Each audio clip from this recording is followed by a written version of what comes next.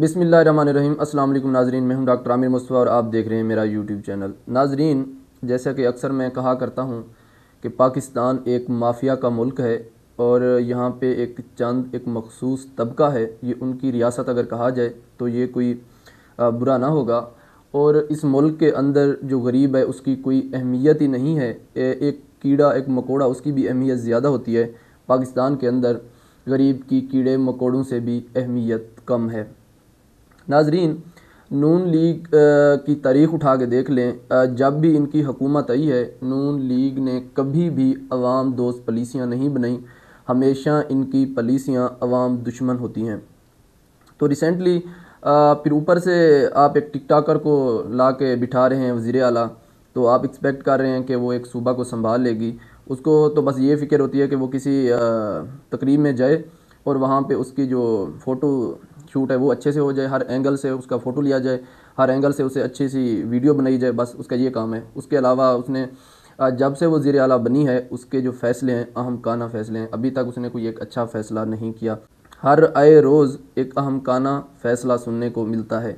तो नाजरीन, रिसेंटली उसने एक फ़ोर्स बनाई, पीरा फ़ोर्स, और अगर इस फ़ोर्स को मज़दूरों, गरीबों का और रिक्शे वालों का, रेहड़ी वालों का दुश्मन फ़ोर्स कहा जाए तो ये कोई बेजा ना होगा।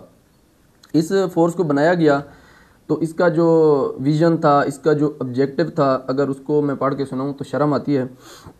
ये इन्होंने बनाई फ़ोर्स और इसमें इन्होंने कम अज़ कम ग्रेड 7 से लेकर ग्रेड 19 तक 350 प्लस इन्होंने भर्तियाँ की और इनके डिफरेंट स्टेशन कायम किए गए और करोड़ों रुपए के वीगो डाले इनको ख़रीद कर दिए गए।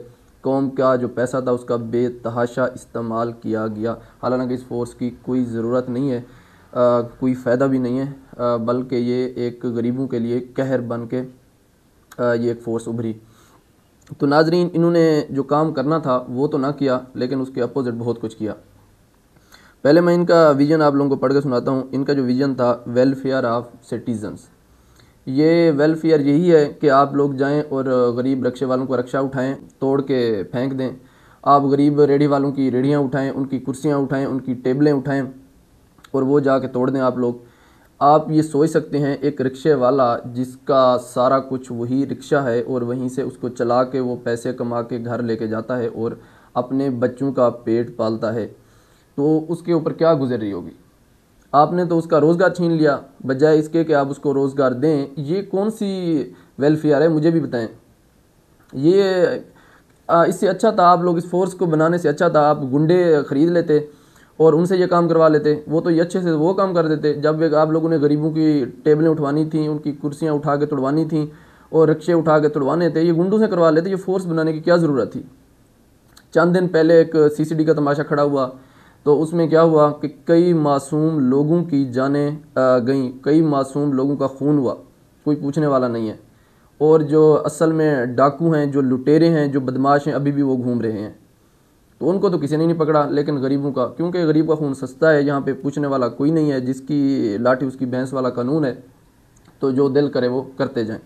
उसके बाद मैं इनका ऑब्जेक्टिव पढ़ रहा था इस फोर्स का, Punjab enforcement and regulatory authority यानी पीरा फोर्स। इनके ऑब्जेक्टिव में लिखा है कि promoting culture of ethical environment. सुबहान अल्लाह, ये एथिकल, ये एथिक्स हैं। जिस फोर्स को खुद एथिक्स नहीं है वो क्या प्रमोट करेगी एथिकल कल्चर। मैं देख रहा था ये कल गज्जू मता वाली साइड पे ये पीरा फोर्स के लोगों ने एक रिक्शे वाले को पकड़ा, उसके चेहरे के ऊपर सुन्नत रसूल थी और उसको ये घसीट रहे थे, उसको मुक्के मार रहे थे और घसीट के डालों में उसको डाल रहे थे। ये एथिकल इन्वायरमेंट है। ये खुद इनको एथिक्स नहीं है, ये क्या एथिकल कल्चर प्रमोट करेंगे।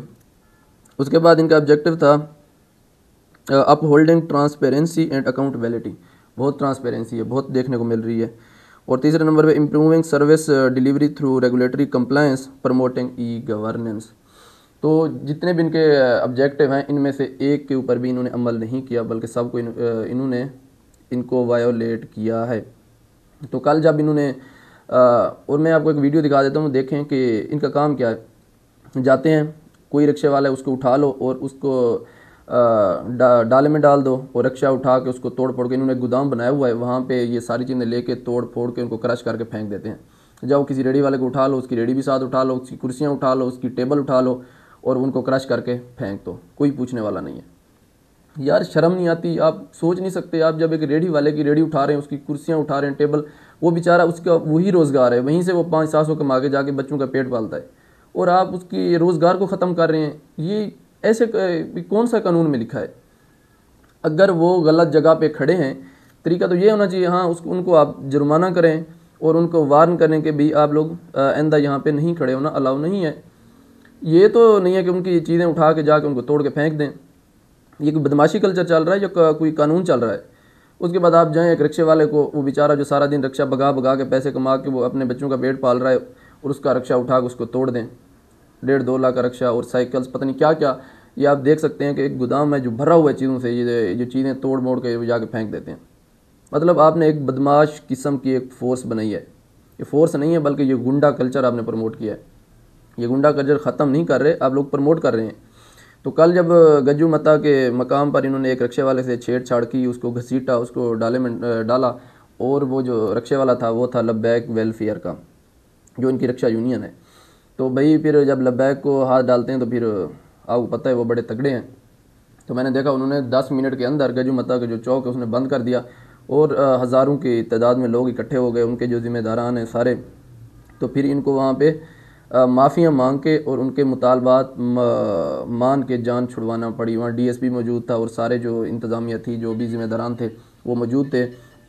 उन्होंने फिर क्या कहते हैं उनसे बहुत से लोग इकट्ठे हो गए, फिर उन्होंने उनसे माफ़ियाँ मांगी और जान छुड़वाई कि जो जो आप लोगों के रिक्शा के लोग यूनियन के गिरफ़्तार हैं हम उनको भी छोड़ रहे हैं, उनके रिक्शे भी वापस कर रहे हैं, और जो लोग इसमें मुलव्वस हैं पीरा फोर्स के, जिन्होंने बदतमीज़ी की है, अनएथिकल बिहेवियर किया है, तो उनको भी हम कानून के कटहरे में लाएंगे। तो वहाँ उनकी बस होगी। और जब एक कोई मतलब जिसका कोई जानने वाला नहीं है, जिसका कोई आगे पीछे नहीं है, वो बेचारे का कौन पूछेगा, उसका कौन जवाब दे होगा। तो हमारी अपील है वज़ीर आला पंजाब साहिबा से कि मेहरबानी करें, आपने फ़ोर्स बना ली, इसके रूल्स एंड रेगुलेशंस भी बनाएं। उनको ये इजाज़त ना दें कि वो जाएँ रिक्शे उठाएँ, चीज़ें उठाएँ, टेबल उठाएँ, कुर्सियाँ उठाएँ और जाकर तोड़ के फेंक दें। आपने अगर एथिकल कल्चर प्रमोट करना है, अगर आपने शहर की खूबसूरती का ख्याल रखना है, आपने ये सारे गंदे कल्चर ख़त्म करने हैं, तो फिर उनको जुर्माने करें, उनको वार्न करें, बल्कि उनकी चीज़ें उठा के ना तोड़ें। एक गरीब कैसे गुजारा करता है ये आप नहीं सोच सकती, क्योंकि आपने अयाशी की ज़िंदगी गुजारी है। आपने इस गुर्बत की ज़िंदगी गुजारी होती तो तब आपको अंदाज़ा होता। तो ये थी नाज़रीन आज की एक इम्पॉर्टेंट वीडियो, और इंशाल्लाह मुलाकात होती है नेक्स्ट वीडियो में एक नया टॉपिक के साथ। तब तक के लिए अल्लाह हाफ़िज़।